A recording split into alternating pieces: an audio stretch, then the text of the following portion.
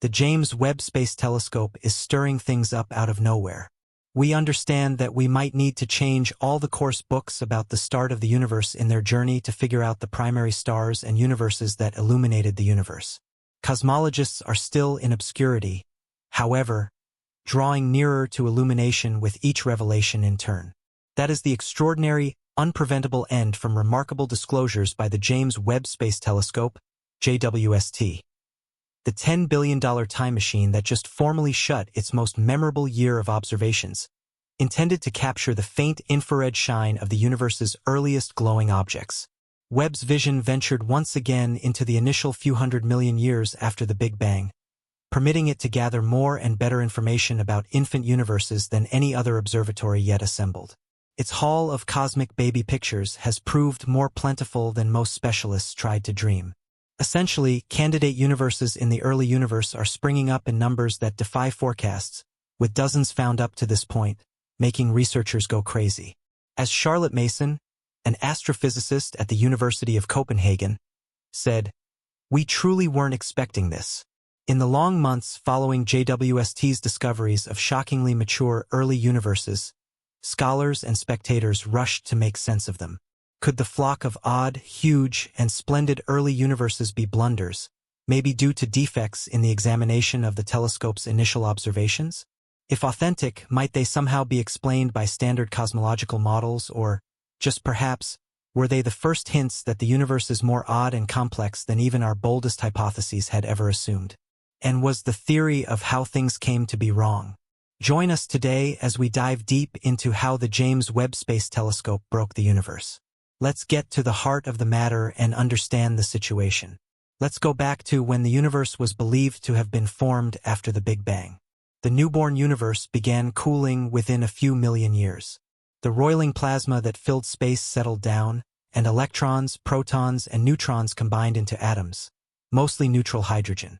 Things were peaceful and dark for a period of uncertain length known as the grandiose Dark Ages. Then something occurred. Most of the material that flew apart after the Big Bang is made of something we can't see, called dark matter. It has exerted a strong influence over the universe, particularly in the early stages. In the standard picture, cold dark matter, a term that means invisible or sluggish particles, was flung about the universe randomly. In some areas, its distribution was denser, and in these regions, it began collapsing into clusters. Noticeable matter, meaning particles, grouped around the clusters of dark matter as the atoms cooled, and they eventually condensed, leading to the formation of the first stars.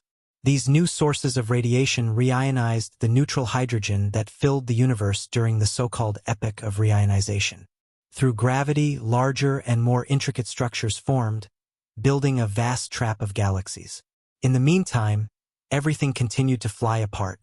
The universe is expanding rapidly. The astronomer Edwin Hubble figured out in the 1920s that the universe is expanding, and in the late 1990s, his namesake, the Hubble Space Telescope, found evidence that the expansion is speeding up. Think of the universe as a piece of raisin bread. It starts as a mixture of flour, water, yeast, and raisins. When you mix these ingredients, the yeast begins to ferment, and the dough starts to rise. The raisins inside represent galaxies stretching farther apart from one another as the dough expands. The Hubble telescope observed that the dough is rising much faster, with the raisins flying apart at a rate that challenges their gravitational attraction. This acceleration appears to be driven by the mysterious energy of space itself, known as dark energy, which is represented by the Greek letter lambda. Plug values for cold dark matter, normal matter, and radiation into Albert Einstein's general theory of relativity, and you get a model of how the universe evolves. This lambda cold dark matter, lambda CDM, model matches nearly all observations of the universe. One way to test this picture is by looking at extremely distant galaxies, which corresponds to observing the early few hundred million years after the Big Bang. The universe was simpler then, its evolution easier to compare against predictions. Astronomers previously tried to see the earliest structures of the universe using the Hubble telescope. In 1995, over 10 days, Hubble captured 342 images of an empty-looking patch of space in the huge scoop. Astronomers were shocked by the wealth hiding in the inky dark. Hubble could see thousands of galaxies at various distances and evolutionary stages, extending back to a much earlier time than anyone expected. Hubble would go on to find several truly distant galaxies in 2016. Cosmologists found its most distant one, called GNZ11, a faint smudge they dated to around 400 million years after the Big Bang. This was surprisingly early for a galaxy, but it did not fit well with the lambda CDM model, partly because the universe is small with only 1% of the Milky Way's mass, and partly because it remains solitary. Astronomers needed a more powerful telescope to determine whether GNZ11 was an anomaly or part of a larger population of puzzling early galaxies. That is why the James Webb Space Telescope, or JWST, was conceived. Known as the largest and most powerful observatory ever launched from Earth, JWST was built to transform our understanding of the universe.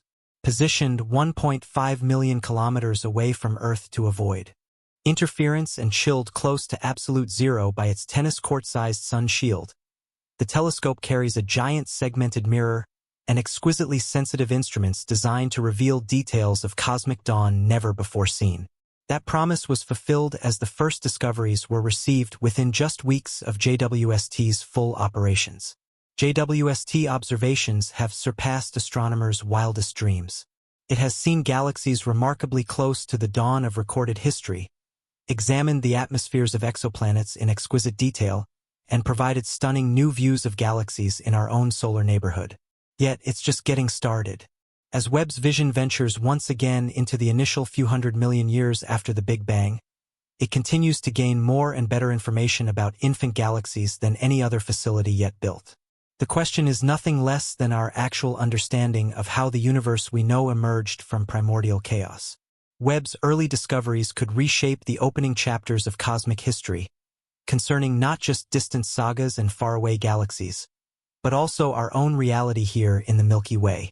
As JWST researcher Mark McCann, a senior advisor for space and exploration at the European Space Agency, said, "You build these machines not to confirm the worldview, but to break it. You just don't know how they will break it." Scientists use a form of the Doppler effect to determine the distances of objects. This is similar to figuring out the location of an ambulance based on its siren. The siren sounds higher in pitch as it approaches and lower as it moves away. The farther away a galaxy is, the faster it moves away from us as its light stretches to longer wavelengths and appears redder. The extent of this redshift is expressed as z, where a given value of z tells you how long an object's light has traveled to reach us.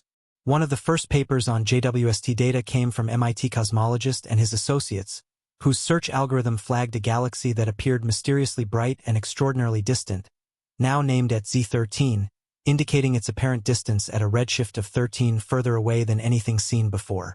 The galaxy's redshift was later updated to 12.4, and it was renamed Glass Z12.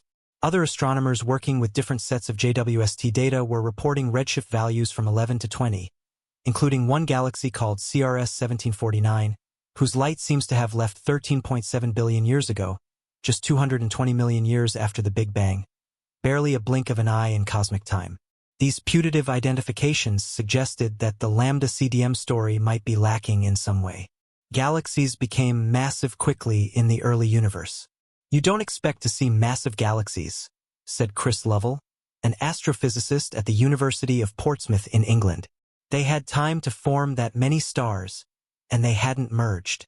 Indeed, in a study published in November, researchers analyzed computer simulations of galaxies represented by the lambda CDM model and found that JWST's early bright galaxies were larger than the ones that formed at the same time in the simulations.